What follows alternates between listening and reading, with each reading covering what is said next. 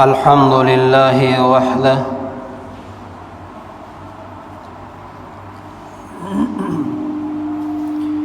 والصلاة والسلام على من لا نبي بعده ولا رسول بعده وهو خاتم النبيين. أما بعد فأعوذ بالله من الشيطان الرجيم. بسم الله الرحمن الرحيم. يوم لا ينفع مال ولا بنون إلا من أتى الله بقلب سليم. وإذا قال الله تبارك وتعالى في موضع آخر: كلا بل ران على قلوبهم ما كانوا يكسبون. وقال النبي صلى الله تعالى عليه وسلم: ألا وإن في الجسد مضغة إذا صلحت صلح الجسد كله وإذا فسدت فسد الجسد كله ألا وهي القلب. الحديث أو كما قال عليه الصلاة والسلام.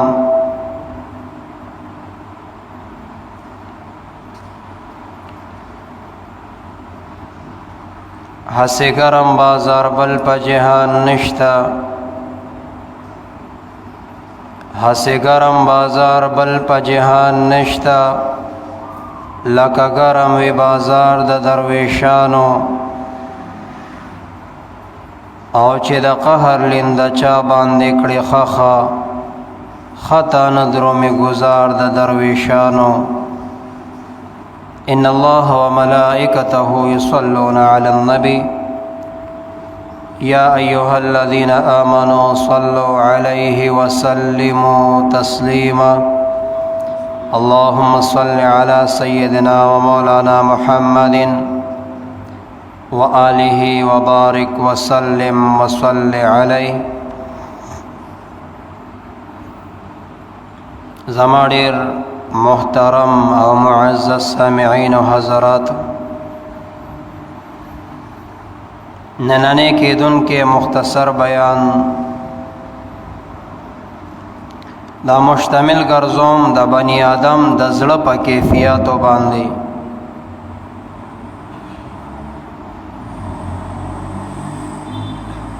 دا انسان په وجود کې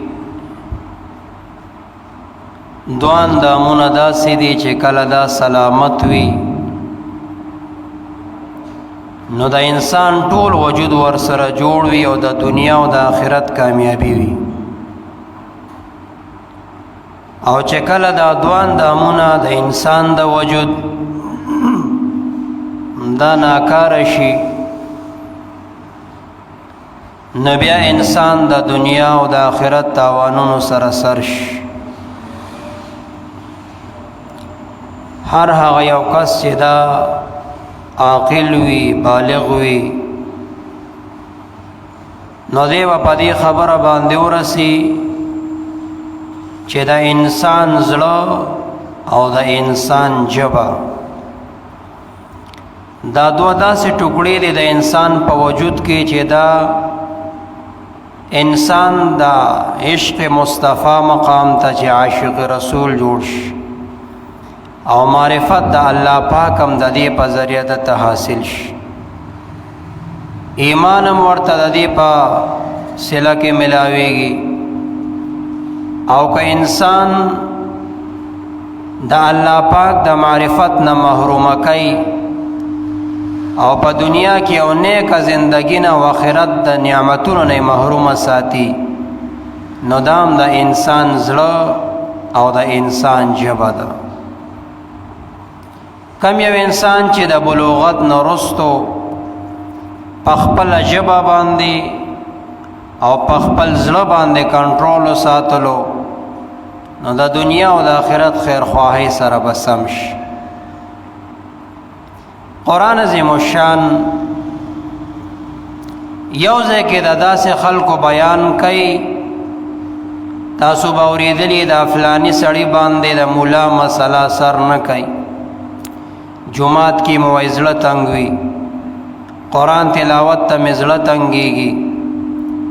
د داسې خلکو باره کې الله پاک فرمایي کلا بل ران علی قلوبهم ما کانوا یکسبون.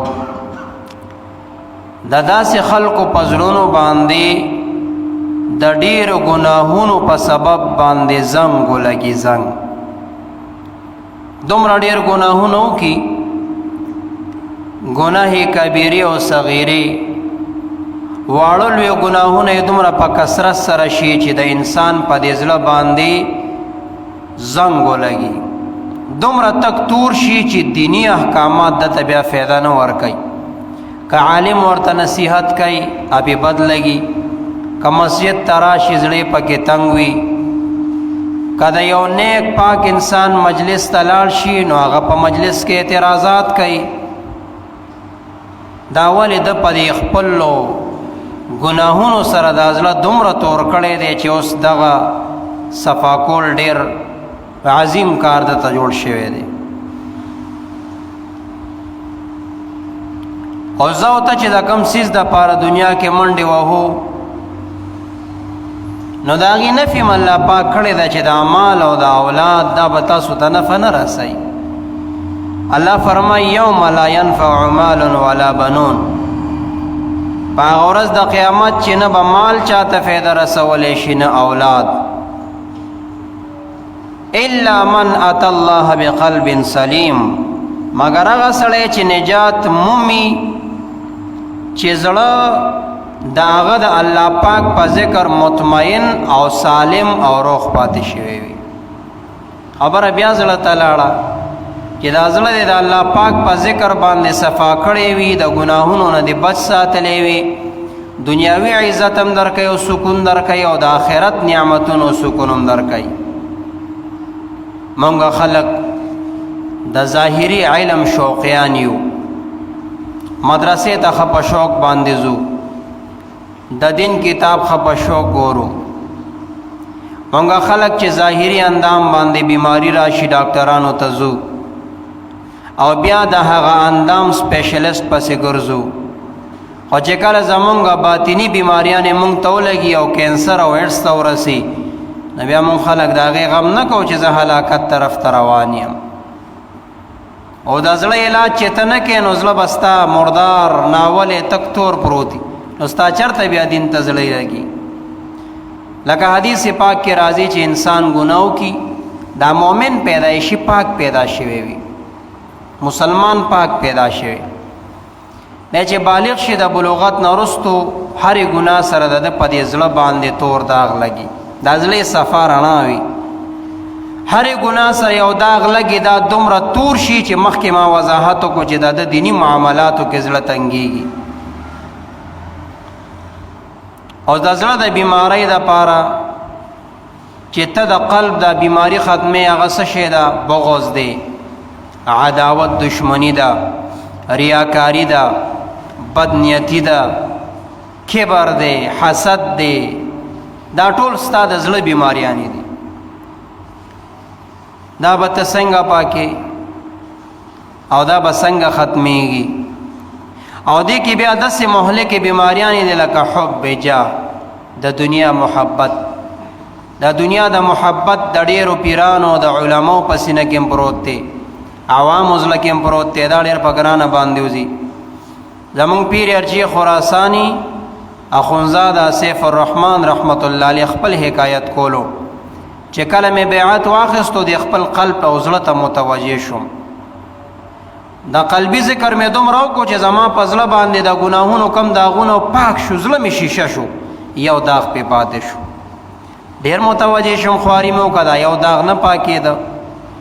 مولانا محمد هاشم سمنګاني رحمت الله علیه ته لاړم، ما ورته وویل چې داسې یو داغ مې په زړه پاتې دی او ډېره خواري مې پې وکړه نه ختمېږي. وی خبرې دا څه داغ دی؟ دا حب جاه د دنیا محبت ته دا ختم کدا زړه داغ به ختم شي دا ټول داغونه ختم شو خو د دنیا محبت فطرتن د هر انسان پزړه کې پروت دی عظیم او کتا سوی دا ډیر پګرانه باندې وزي نو د زړه اصلاح به تاسو کوئ د باطنی ډاکټرانو نه لکه څنګه چې علم ظاهر دی داسې علم باطن دی او د علم باطن دا معاملات دومره پیچیده پراته دي چې دا انسان عقل د دې درک نشي کولی ګوره او ټول کار چې انسان ته خراب دی د زړه نه دی حدیث پاک کې راځي نبی علیہ السلام فرمای الا وان فی الجسد مدعا مبارک فرمای خبردار ای زما امتیانو د بنی آدم په وجود کې یو ټوکړه ده اذا صلحت صلح الجسد كله کله چې دا سالم وي پاک وي صالح وي نو ټول وجود د صالح او پاک وي و اذا فسدت او کله چې د غوخې دا ټوکړه مردار شي خراب شي فسد الجسد كله نو ټول وجود د بیکار شي الا وهي القلب خبردار غزله دې زړه دا انسان زړه چې پاک وي ستا به مستخوان کی ستا به تلاوت خوان کوي ستا به ذکر خوان کوي او غزله دې په ګناهونو باندې ککړ نو جمعات کې به تنګي قران تلاوت ته به تنګي مونږ کې به ګور چې سټه به امام سلام وګرځي چې لاړ شم دا ستا د زړه بیماریاں دي نو دې ته متوجه شي دا په هر انسان باندې واجب دی چې د خپل زړه صفای راولي مونږ تاسو نه راولو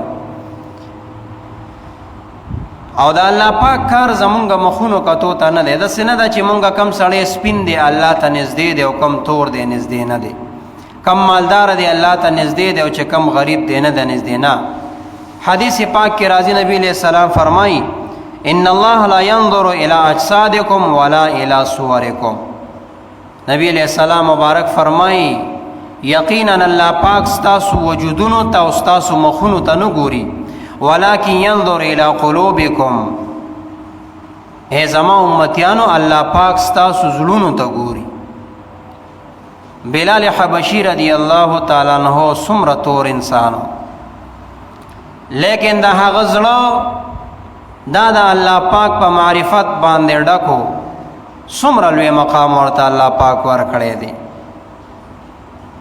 د انسان د رنگ ته الله پاک نه ګوري د انسان تقوا ته او قلب ته ګوري د انسان مخ ته نه ګوري د زړه ته ګوري چې د زړه کې تقوا څومره ده ذاکر څومره دی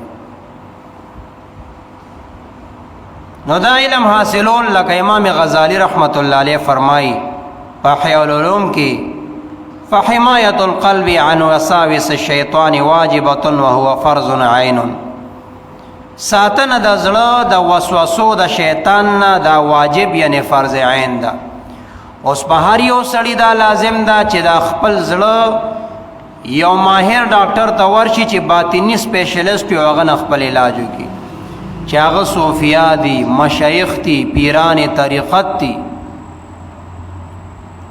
دا دیوبند په علماو کې شاه انور شاه کشمیری رحمت الله علیه د بخاری او شرح لیکلی دا د فیض الباری په نوم باندې هغه کې د دې طویل حدیث چې حدیث جبرئیل باندې یادېږي دا هغه نرستو ذکر کوي چې د احسان نه مطلب ټول قسمونه نیکی دي چې په هغه کې اذکار ذکرونه اوراد مسنونه او د مشایخو کیفیات شامل دي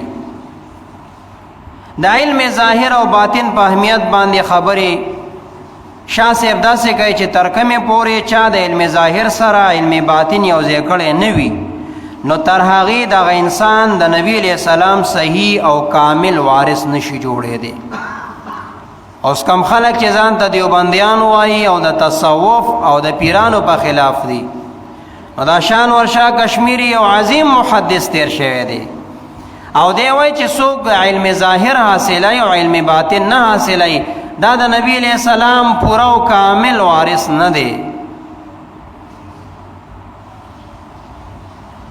او نه ورته پټول دین عمل نصیب کیږي دا د شاه صاحب الفاظ دي معزز د خپل زړه اصلاح کوي، د قلب اصلاح کوي، پدې چې کم زنګونه لګېدلي دي دا ځان ته ختم کوي. او دا چې د حقانی مشایخو چې کم په علم ظاهر او علم باطن باندې برابر مشایخ دي، د دوی په صحبتونو او په مجلسونو کې کېنې ستا د زړه خود به خود پاکېږي. لکه زمونږ نقشبندان، دا نقشبندان اولنې ذکر دا په قلب کې ورکوي، انسان ته په زړه کې لاس کېدي. او چې څنګه د نقشبندۍ صاحب ورشي او سالک کله پیر صاحب ته مخامخ شي، ایمان مفصل او مجمل پې ووایي، د هغې نه وروسته ورته استغفار ووایي او بیا ورته په دې زړه کې ګوتې کېږدي، بچیه وایه الله الله. دا چې ده ته په دې زړه کې ګوتې کېښې او د الله الله دا ورد د ده په زړه باندې راجز شي.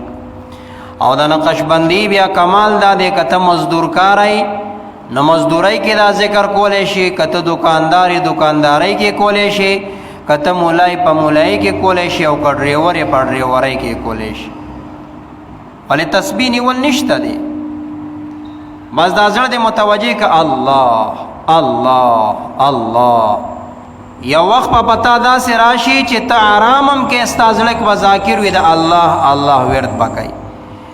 که ته بیا نم کې په زبان باندې چې ته دکان کولاو کې ستا زړه به خپله ټپونه وایي، الله الله ذکر به کوي. او چې کله تا دا زړه ذاکر شو نو د شیطان وسوسې خپله ختمیږي. د انسان د زړه پاکون کې دا ذکر د الله پاک دی، که هغه صفتی وي که ذکر د اسمی وي، اسمی ذات د الله پاک الله دی، الله الله الله.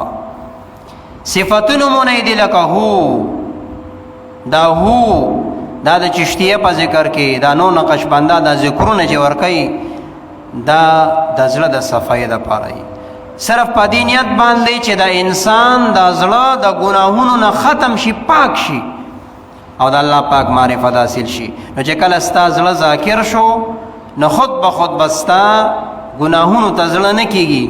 که یو ګناه تا ته سړی دعوت هم درکړي او پیسې هم پې درکوي، ستا زړه به مطمئن ني چې لاړ شه، دا زړه به دې کرکه کوي چې رستو تې نه راځه رستو تې نه راځه. زمونږ زړونه ذاکرین نه دي، ذکر مونږ کم کوو، د دنیا محبت ډیر ساتو، د دنیا لانجې ډیرې سنبالو، خو ذکر زه او ته نه کوو چې کو نو هغه د الله رضا دپاره نه کوو، ځکه زما او ستا زړه ذاکر نه دی او مطمئن نه دی. او په ذکر د الله پاک باندې زړونه مطمئن کیږي، اطمینان ورته رسي. قاضي ثناء الله پانی پتی رحمت الله علیه په تفسیر مزاری کې د یو بیماری علاج ښیي. تاسو کو خیال کړئ یو انسان بعضې وخت کې ناست وي او دی خفه وي، بل ملګری ورته وي ولې خفه یې؟ یاره هسې بې څه خفه یم. یاره څه مسله به در سره پېښه شوي سوچ وکړه، یاره هېڅ مسله نشته، شکر دی رزق ډیر دی، هر څه برابر دی، خو زړه مې مطمئن نه دی. نو قاضي ثناء الله پانی پتی رحمت الله علیه فرمایي چې یو هم دی او بل غم دی. غم هغه بیماری ته وایي چې ستا فصل سره د خواري وکړه، 3 میاشتې زمیندار ډي پي شورا ګوټ چاري وکړه او په دې فصل باندې طوفان راغی او دا فصل یې ولته هلاک کړه. اوس تر کومې چې د ده د دې فصل پیسې د ته نی راغې، د ده غم نه ختمیږي. ولې خواري یې کړې ده، خواري بس لاړه، دا غم دی. غم هغه بیماری ته وایي چې وجه لري، او هم هغه بیماری ته وایي چې وجه نه لري. نو قاضي ثناء الله پانی پتی رحمت الله علیه فرمایي چې د غم علاج هغه وجه ده چې کومه دې برابر شوي ني. خو دا چې 80% زړه خفه وي، نو چې 80% زړه خفه او بیماری وه، د دې علاج ذکر الله دی، د الله پاک ذکر دی، د الله ذکر دی. ته د الله ذکر کوه، ستا د 80% بیماریانې به د وجود ني. ته د الله ذکر کوه، د 80% چې ستا په دې زړه کې خفګان دی، دا خفګان به نه پیدا کېږي. ګورئ تاسو اندازه وکئ. بیا د مشایخو 2 ډلې دي. یو جماعت دا وایي چې ذکر په زبان کې او په زړه باندې نه کې، په زبان کې او په زړه باندې نه کې، دا ذکر الله ته مقبول نه دی. لکه علامه جامی صاحب وایي چې بر زبان تسبیح و در دلگاه خر، این چونی تسبیح که دارد اثر. وای چې په ژبه باندې د الله ذکر کې او په زړه کې د سپي د غوا او د خر تصور دی نو دا ذکر چرته قبلیږي؟ وای په خوله خو الله الله کې، په زړه کې د بل چا مینه پرته ده. د صوفیاو دا جماعت ډېر سخت دی. دی وایي چې په زبان ذکر کې زړه ته به یم کوزې، چې په ژبه ذکر کې ستا زړه به هم ذاکر وي، د بل چا تصور به نه کوي. او قاضي ثناء الله پانیپتی رحمت الله علیه فرمایي وای دا چا چې زړه ذاکر نه وي صرف ژبه ذکر کوي، وای دې دم خوشاله شي چې شکر الحمدلله چې زما د وجود یو اندام خو د الله پاک ذکر کوي کنه. یعنی بیا هم خوشاله شي. اولئن شکرتم لازیدنکم، کو شکر دی وستا الله پاک بری دا ظلم ذاکر کی.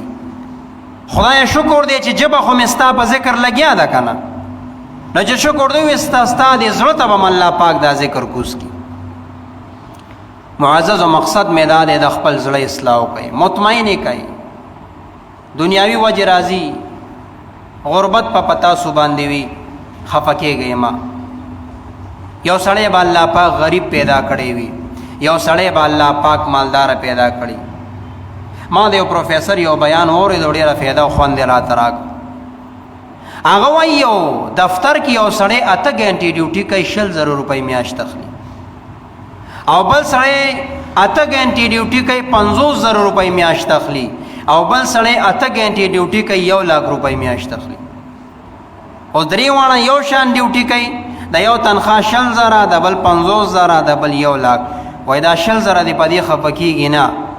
دا کم سړی چې 20,000 روپۍ میاشت لري 8 غنټې ډیوټي کوي، د 20,000 روپو عمره خواري کړې ده. د وجود دومره مهنت کړی د هغې مطابق الله پاک ثمره ورکوي. الله چا سره زیاتې نه کوي. دا چا چې 50,000 روپۍ میاشت ده نو د 50,000 روپو عمره په ځوانۍ کې اړه چولې دی او خواري کړې ده. او د چا چې 1,00,000 روپۍ میاشت ده نو د 1,00,000 روپو عمره خواري او علم حاصل کړی دی. او غریبانان دې په دې خوشحاله شي چې دا غریب به د مالدار نه 1500 کاله مخکې جنت ته ځي. ګوري ولې د سره حسابي کتابي کمه ده. هارون رشید باچا ډېر خفه دی، زړه اطمینان نه کېږي، خفه ناست دی. علماء دعوت کوي ما ته ووایه چې زما دا غم به په څه لر کېږي، د الله معرفت به ما ته په څه باندې حاصلېږي. زړه کې مې سکون نشته. یو داسې مولا رالو چې د باچا د مینې نه مجبور او دنیا سره یې مینه. هغه ورته باچا سلامت، ته خو دنیا مخ په ځمکه باندې د الله سورې، ته خو ډېر عادل انسان یې، تا سره خو به الله ښه معامله کوي، ته مه خفه کېږه. بل عالم رالو، هغه ورته باچا سلامت، ته خو ډېر سخي انسان یې، ته خو ډېر خدمت کې، ته ولې خفه کېږي؟ او د هارون رشید باچا د زړه مطمئن نه شو. د ده په زمانه کې یو مجنون ګرځېدو چې هغه ډېر هوښیار انسان او خلکو په لیونو مشهور کړی. د هغه نوم بهلول دانه رحمت الله علیه. بهلول دانه رحمت الله علیه راوغوښته، ورته وایي ای بهلوله زما زړه ته سکون نشته، اطمینان نشته، ما سره به الله پاک څنګه معامله کوي؟ دی ورته باچا سلامت یو خانک راوغواړه، لوښې د اوبو والا تشت، دا زنانه چې پکې جامې وینځي، او اوبه وخوټه وخې ګرمې کا، خو دومره یې وخوټه وه چې غولی وی ګرمې شي، او دا ګرمې اوبه په دې خانک کې واچوه. اوبه یې ګرمې کې په خانک کې واچولې. هارون رشید باچا ورته ما ته ګوره چې زه څه یم، دا به تم وی. دې ګرم خانک کې ودرېده او وایي چې یا الله زما یو بستره ده په کمره کې، یو توشک دی او یو مې لوښې پیاله ده د اوبو څښلو، یو پلیټ دی، زما نوره مدن نشته. واپس راووتو. هارون رشید باچا ته وایي په دې ګرمو اوبو کې ودرېږه او ستا چې څومره مدن دی هغه ټول الله پاک ته حسابي کشاف. نو د هغه خو څومره ځمکې او څومره جایدادونه او څومره هر څه، نو چې خانک کې ودرېده وایي زما دومره غلامان دي، او چې بله خبره یې کوله خپې وسوځېده، واپس یې خانک راوړه. ورته باچا سلامت، د قیامت هغه سخته ورځ باندې چې نور به څومره راښکتې ځمکه به ګرمئ، ته به الله پاک له د خپل مال حساب کتاب ورکړې، ور به کړی شي. زما حسابي کتابي نشته، دا مې مال دی. نو بیا پوه شو چې یاره دا مال خو ما هلاکت طرف ته بوځي. دا د زړه هغه حالات دي د انسان د اطمینان دپاره. انسان باندې تکلیف دنیا کې راځي، په دې باندې صبر، ول انسان جوړ دی دپاره دی. بهترین انسان هغه دی چې د غم په حالت کې او د خوشحالۍ په حالت کې د الله پاک ذکر نه پرېږدي. پتا به خوشحالي راشي حد نه زیاته، ته به اوس د الله ذکر پرېږدې نه. پتا به غم راشي د الله ذکر پرېږدې نه. مقصد مې دا د معززو د خپل زړه اصلاح وکړي. حضرت شیخ عبدالقادر جیلانی رحمت الله علیه یو کتاب لیکي فتوح الغیب په نوم باندې. هغه لیکي چې دا خلق 4 قسم اشخاص دي. یو قسم هغه سړی دی چې د ده نه ژبه شته دی او نه زړه شته دی. یو قسم هغه انسان دی چې د هغه ژبه خو وي خو زړی نه وي. او دریم قسم هغه انسان دی چې د هغه زړه وي خو ژبه یې نه وي. او څلورم هغه انسان دی چې د هغه زړه م وي او ژبه یې م وي. نو پیرانی پیر صاحب رحمت الله علیه فرمایي دا کم انسان اولنی چې نه ژبه شته او نه زړه شته دا غافل او جاهل انسان دی چې علماو سره ناست هم نه کوي او د علماو منیم نه. غافل ای د منځو د خیال نه کوي، د تلاوت نه کوي، علماو سره نه کینی، نه علم حاصلوي، نه علماو ته د قدر په نظر ګوري. دا غافل او جاهل انسان دی، د ده نه زړه شته او نه ژبه شته. په ژبه به علماو نه تپوس کوي غم نشته او نه زړه شته، زړه کې محبت نشته. لوی ځوان مبارک فرمایي دا دویم قسم کس دا هغه عالم دی چې بې عمله عالم وي. دا د ژبه شته خو زړه نشته، ولې علم یې حاصل کړی دی په منبر بیانات کوي خو زړه ته یې نه دی کوز کړی. نو دا د امت هغه عالم دی چې ژبه یې شته زړه یې نشته. مطلب دا چې علم یې حاصل کړی دی خو عمل یې پې نشته. او دریم قسم کس چې دا د زړه وي خو ژبه یې نه وي، دا هغه صوفي انسان دی، ساکت چپ صوفي چې په زړه ښه ذکر کوي خو په زبان چاته حق خبره نشي کولی. شپه ورځ ناست دی تسبیح اړی ذکر کوي خو یو کس ته چېرته سمه مسله حق نشي کولی. او څلورم قسم کس چې زړه یې م شته او ژبه یې م شته، دا هغه عالم او صوفي دی چې راسخ دی په علم کې، په زبان هم مسلې کوي، زړه ته هم مسلې کوزې کړي دي. نو پیرانی پیر صاحب رحمت الله علیه فرمایي دا سړی د اوچتې مرتبې خاوند دی. د داسې کس لمن کلک ونیسئ او د ده نصیحت ومنئ، د پسې خپل تګ وکئ. تاسو به ډېر مولیان کتلي مصلي ته چې راځي پټکې په سر کې چې کله بهر ته وځي پټکې وغورځئ. کتلي مو دي؟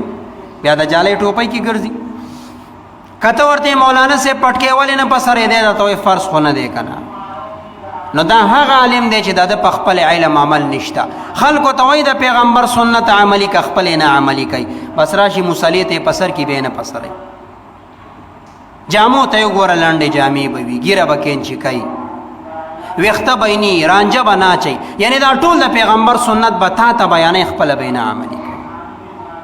دا هغه بې عمله عالم دی. نو د خپل ځان حفاظت کوي. آخر کې به دومره ویم، حضرت لقمان حکیم رحمت الله علیه السلام د ده په پیغمبرۍ کې اختلاف دی. څوک وایي چې دی پیغمبر او څوک وایي چې نه دی یو اوچت او بزرګ انسان. نصیحتونه ډېر مشهور دي، دومره زبردست او ښایسته نصیحتونه یې کړي دي چې الله پاک د ده ذکر په قرآن کریم کې کړی دی. حضرت لقمان علیه السلام دا حبشي تک تورو، شونډې غټې غټې، نجارو،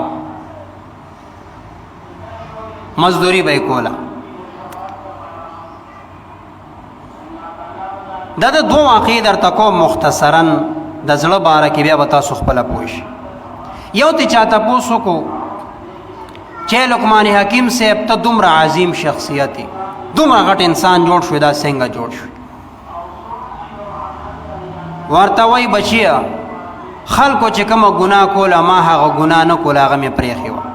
خلکو زنا کوله ما نه کوله، خلکو غیبت کولو ما نه کولو. مخ په ځمکه چې خلکو کمې ګناهونه کول ما هغې نه ځان بچو ساتلو. الله پاک راته دومره لویه ورځ. یو ورځ ورته خپل مشر مالک وایي اے لقمان لاړ شئ او ګډ حلال کا، او د دې ګډ د وجود نه ماته 2 ښایسته ټوکړې راوړه. د ګډ چې څومره غوښه ده په دې ټول ګډ په وجود کې ماته 2 ټوکړې خوږې راوړه، خوږې ښایسته مزېدارې. لقمان حکیم صاحب لاړو ګډ حلال کو، او د ګډ ژبه یې راکټ کا او د ګډ زړه یې راکټ کو، او مالک ته یې راوړو مالک ورته دا څه دي؟ وایي تا ویلو چې ما ته 2 خوږې ټوکړې راکټ کا، نو د ده په وجود کې د ژبې او د زړه نه خوږ څیز نو. وایي حلال شه او یو بل ګډه لال کا، او د دې ګډ په وجود کې ما ته 2 خبیثې ټوکړې راوړه، خبیثې ټوکړې راته راوړه. لقمان حکیم صاحب لاړو، ګډې حلال کو، جب او زړه را کټ کو او مشر ته یې په پلیټ کې راوړه. دی ورته لقمان علیه السلام ما درته وی چې 2 خوږې ټوکړې راوړه، تا جب او زړه راوړو، او چې درته مې وی 2 خبیثې ټوکړې راوړه، تا بیا هم زړه او جبه راوړه. لقمان حکیم علیه السلام ورته فرمایي ای مالکه، کله چې د انسان په وجود کې زړه او جبه روغه وي او مصلحه وي، نو د ده په وجود کې د زړه او د ژبې نه خوږې ټوکړې نشته. خو چې کله د ده ژبه په غلطو ګویا شي او د ده زړه غلطه رهنمایي کوي، نو د ده په وجود کې د زړه نه بیکاره ټوکړه او د ژبې نه بیکاره ټوکړه نشته. موږ او تاسې باندې د زړه تربیت لازم دی. د حق پرسته مشایخو د پیرانو د صوفیاو په مجلسونو کې ناسته کوئ، هغوی نه د خپل زړه حالات بدل کوئ او هغوی نه ذکرونه واخلئ. داسې ذکر وکئ چې زړه باندې هم کوئ او په ژبه باندې هم کوئ، نو چې د زړه اصلاح وشوه، الله پاک به ستاسو د نور وجود اصلاح وکړي او دنیا او آخرت به هم ښایسته شي. رب ذوالجلال دې په دې خبرو باندې اولا ماته او ثانیا تاسو ټولو ته د عمل توفیق در عطا کړي. درود شریف په اخلاص او محبت سيدنا محمد وبارك وسلم وصل عليه. اللهم صل على سيدنا ومولانا محمد. الحمد لله رب العالمين، والصلاة والسلام على رسول أفضل الأنبياء والمرسلين سيدنا ونبينا ومولانا محمد وعلى وسلم.